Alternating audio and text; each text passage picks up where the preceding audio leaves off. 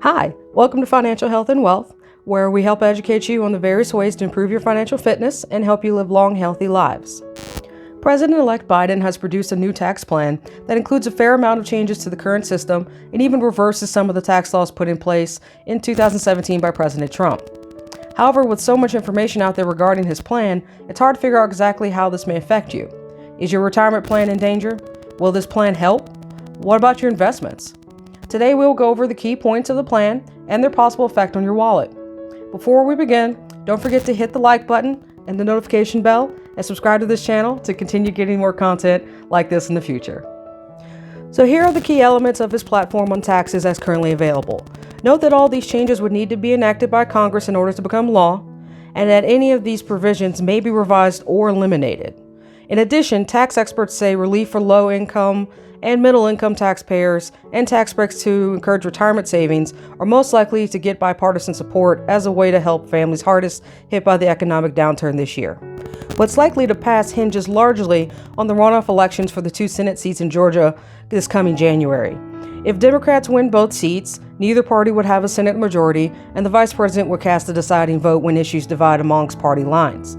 And Vice President-elect Kamala Harris's vote would likely be a lock for the Democrats and certain major tax changes. So to start, the Biden tax plan will repeal the major tax reductions passed in 2017.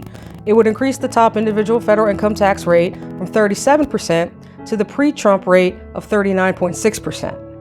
And the corporate rate would go from 21% back up to 28%. For individuals with incomes of $400,000 or more, the tax benefit afforded itemized deductions would be capped at 28% rather than the higher value of their applicable tax bracket. Tax rates would be graduated so that individual taxpayers with incomes below $400,000 would not see rate increases. To make the tax treatment of wage earners and wealthy investors similar, taxpayers whose income exceeds $1 million would pay the same rate on investment income as applied to wages. In addition, the carried interest loophole claimed by many private equity and hedge fund managers would be eliminated. These fund managers pay capital gains tax rates currently levied at 20% instead of ordinary income rates on their carried interest, high fixed rate participants in their funds' profits, while making little or no capital investment.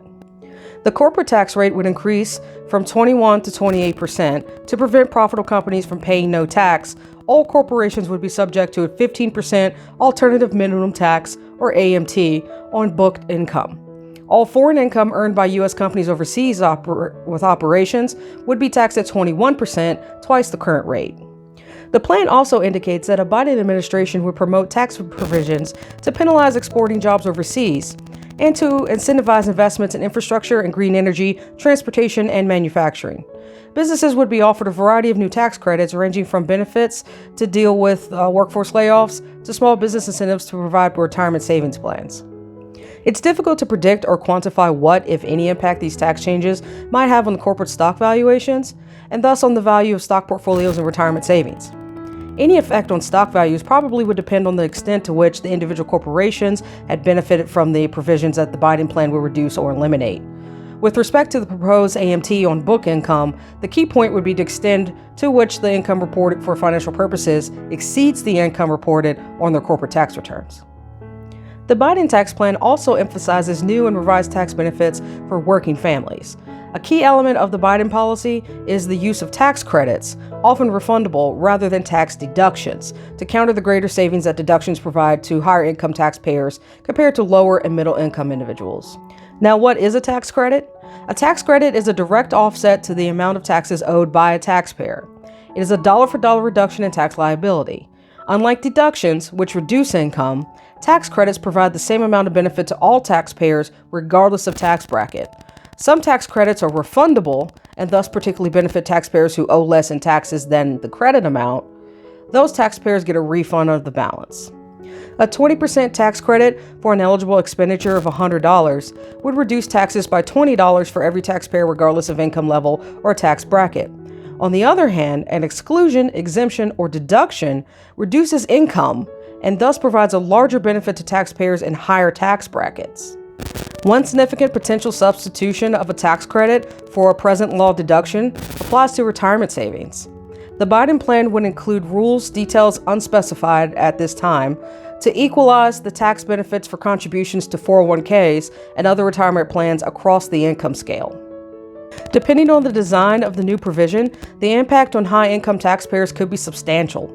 For example, if the proposed revision of the 401k contribution benefit entitled a taxpayer with a marginal tax rate of 35% to a 20% tax credit instead of the present loss tax deduction, the tax savings for the current maximum annual contribution of $19,500 would decline from $6,852 to just $3,900. The Biden plan would extend the child and dependent care tax credit for qualified expenses. The credit would increase from a current maximum of $3,000 to $8,000, with the ceiling of $16,000 for multiple dependents.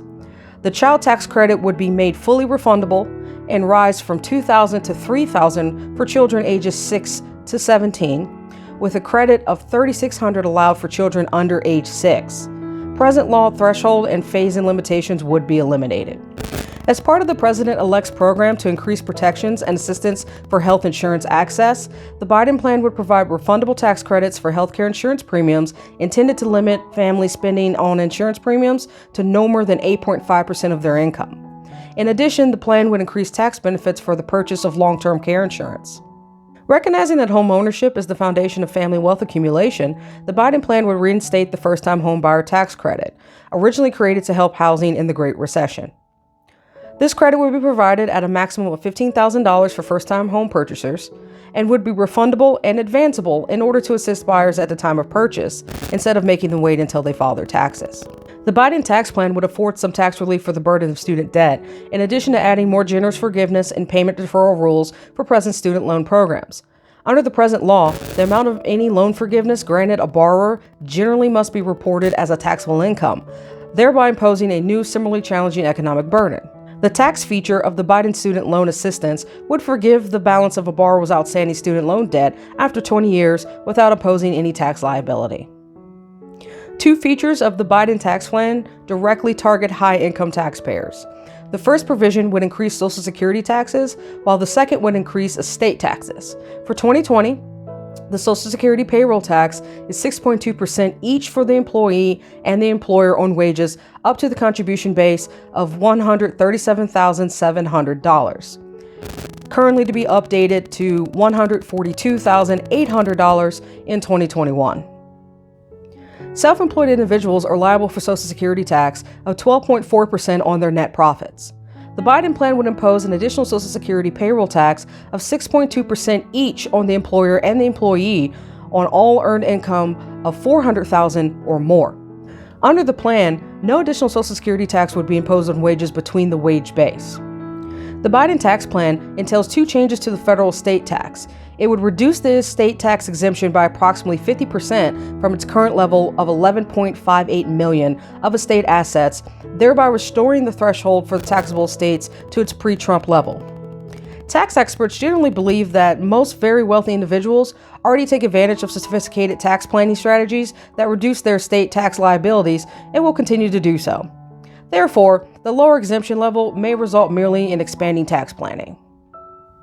The second change would repeal the present law step-up and basis rule that increases the tax basis for inherited assets to their fair market value upon death.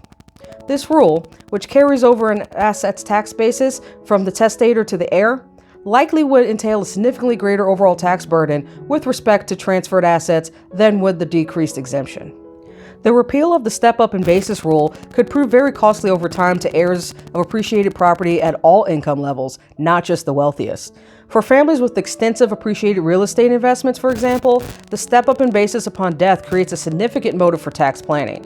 While real estate investors may hold onto property for generations, they can also diversify their assets during their lifetimes under the present tax code without having to pay tax on the increase in value. To diversify, they can use such tax avoidance strategies as like-kind exchanges or contributions to partnerships or real estate investment trusts. These transactions allow tax-free, lifetime transfers, but carry over the transferred royalties of depreciated tax bases to the real estate partnership's interest or REIT shares received for the exchanges and contributions. Any unrealized gain in the original property is reflected in the tax basis of the replacement assets. So what's the bottom line? Well, under the Biden tax plan, the Trump administration's tax reductions for high-income individuals and corporations would be eliminated, while pre-2017 tax rates would be restored, and alternative minimum taxes and taxes on investment income and estates would rise. Overall, federal taxes owed by corporations and wealthy and higher income taxpayers would increase. However, low-income tax individuals' rates would generally not change, and families in particular would be entitled to expanded credits and deductions. As for timing, any changes will likely be effective in 2022 or even 2023, analysts say. And while new tax rules can be made effective retroactively, as long as they are adjustments to existing rules and not entirely new, the chances are slim that they'll impact taxpayers next year. Counting both tax increases and tax cuts, the Biden plan would raise between $2 trillion and $3 trillion over a decade, according to recent estimates by the Tax Policy Center and the American Enterprise Institute. Whether you're for or against this plan, it's important for people to have more information so they can make a decision based on facts and not clickbait headlines or biased articles.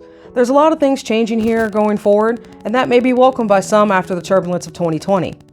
The best thing for us to do is continue to work together, help our community, and try to make someone's day a little bit better. And as always, if you want to show support for the content that I provided, then hit the like button and subscribe. And also click the notification bell in the corner there so that you know every time I upload a new video. Thanks, and enjoy the rest of your day.